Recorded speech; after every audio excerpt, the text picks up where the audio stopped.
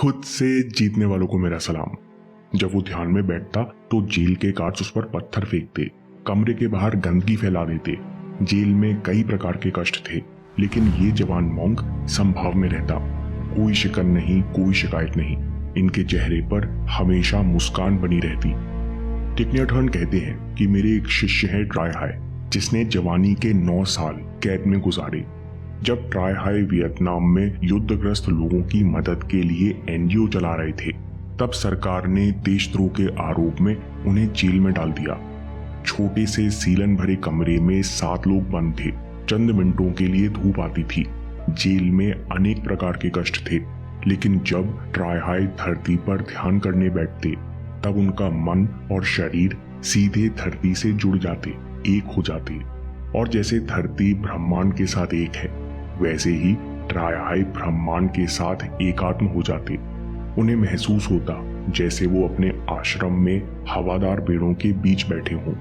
बाहर से देखने पर लगता कि ट्राई हाई कैद हैं, लेकिन वास्तव में ट्राई हाई अंदर से वो आजादी और शांति महसूस करते, जो जेल के बाहर टेंशन में फंसे लोग कल्पना भी नहीं कर सकते। संभाव में बड़ी शक्ति होती है और केवल वीर पुरुष ही इसे धारण कर सकते हैं। आसपास के दूसरे कैदी भी ट्राई हाई के प्रभावशाली व्यक्तित्व को महसूस करते, लेकिन गार्ड्स को कैसे बर्दाश्त हो कि उनके जेल में एक निहत्था लड़का उनसे भी ज्यादा ताकत रखता है, जो सब अन्याय और यातनाओं के बावजूद आनंद में रहता है। ट्राई हाई के सामने गार्ड्स नपुंसक महसूस करते। ये गार्ड्स हमारा मन है। मन कैसे मान ले कि तुम मन से भी ताकतवर हो। इस मन ने आपको जेल में बंद किया हुआ है। लगातार विचार आ रहे हैं, यानी गार्ड्स परेशान कर रहे हैं। मन मुताबिक चीजें नहीं हो रही, लेकिन फिर भी तुम परेशान नहीं होते। तब हार मानने से पहले, सर झुकाने से पहले, मन आखिरी बार तुम्हें विचलित करने की पूरी कोशिश करेगा। इसलिए कुछ ही दिन में गार्ड्स ट्राई हाई को परेशान करने लगे।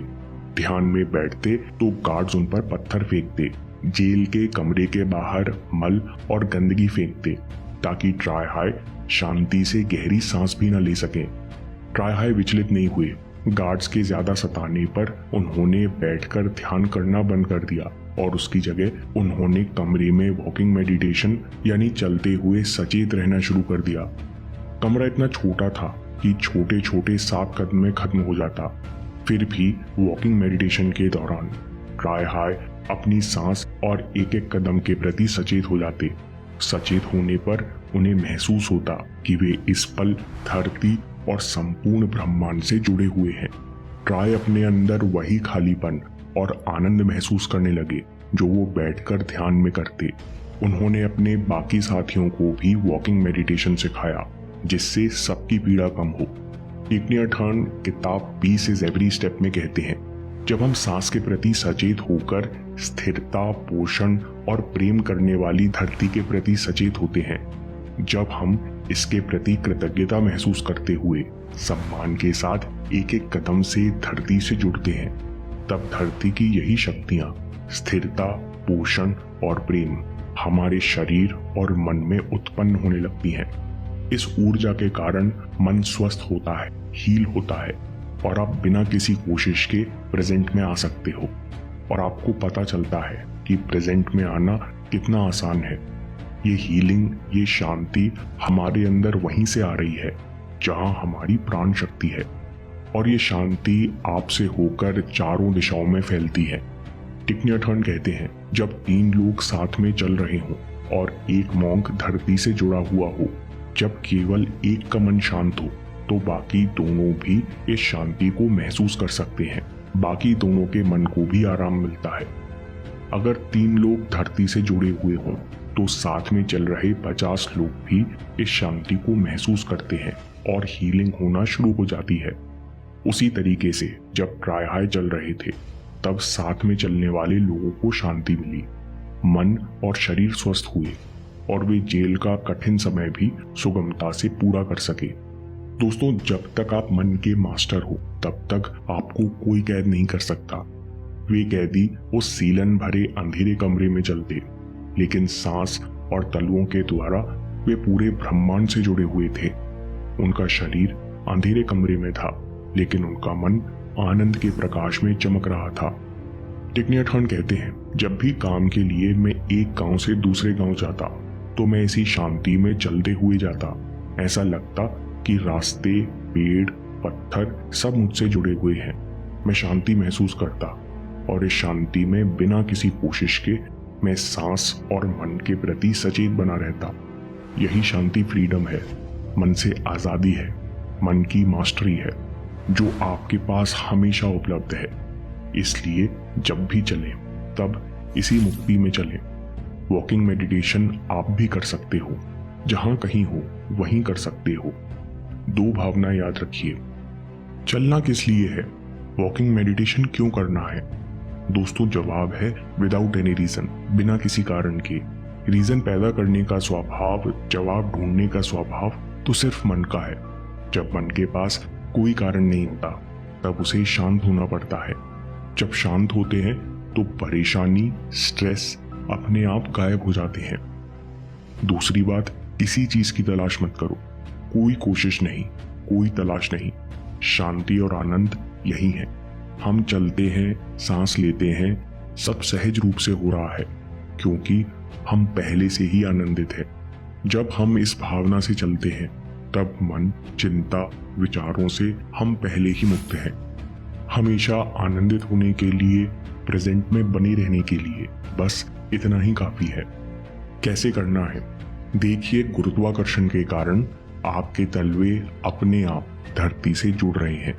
अब चलने के लिए अपना ध्यान तलुओं पर ले आइए। अगर आप नंगे पैर चल सकते हैं तो बहुत अच्छी बात है। धरती की नमी और शीतलता महसूस कीजिए।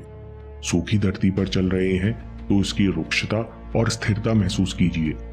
जब तक आपका संपूर्ण ध्यान इस पल में नहीं आ जाता तब तक अगला कदम मत रखिए। अभ्यास करने के लिए सांस पर ध्यान दीजिए और कदमों की गिनती कीजिए। कैसे? देखिए कि आप कितने कदमों में सांस लेते हैं और कितने कदमों में सांस छोड़ते हैं। हम सांस गहरी करने की कोशिश नहीं कर रहे। कोशिश करने से मन को एक्टिव होने का बहाना मिल जाएगा।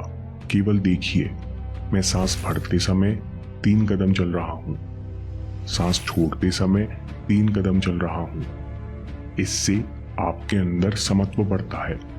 TNH कहते हैं कि आधे घंटे प्रैक्टिस करने के बाद आपका सांसों पर ध्यान, कदमों की गिनती, चेहरे की आधी मुस्कान सब एक हो चुके हैं। ये सब कुछ सहज रूप से अपने आप हो रहे हैं। मैं हर कदम के साथ माँ धरती से जुड़ा हूँ, इनकी गोद में समाया हुआ हूँ। हर कदम के साथ प्रेम गहरा हो रहा है।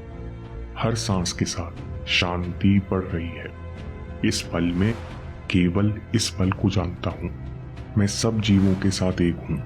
मैं पूरे ब्रह्मांड के साथ एक हूँ।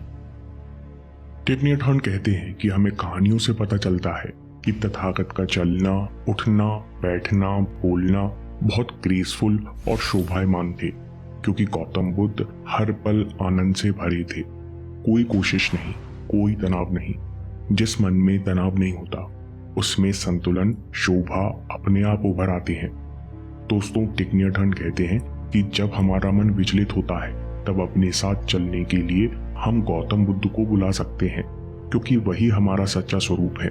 जब हम गौतम बुद्ध के साथ चलते हैं तब हम पाते हैं कि जिस शांति की हम तलाश कर रहे हैं वो तो पहले से ही हमारे भीतर है। धरती की स्थिरता से जुड़कर मन अपने आप स्थिर होने लगता है। तब हमें पता चलता है कि प्रेजेंट में रहना कितना आसान है। ये जानने के बाद चिंता, डिस्ट्रैक्शन और कष्ट से निकलना हर बार आसान होता जाता है। दोस्तों, अगर आपको ये वीडियो पसंद आया तो एफर्टलेस फोकस के लिए 15 मिनट गाइडेड मेडिटेशन पर वीडियो जरूर देखिए। फोकस बढ़ाने में और शांति से बैठने में ये वीडियो आपकी काफी मदद करेगा।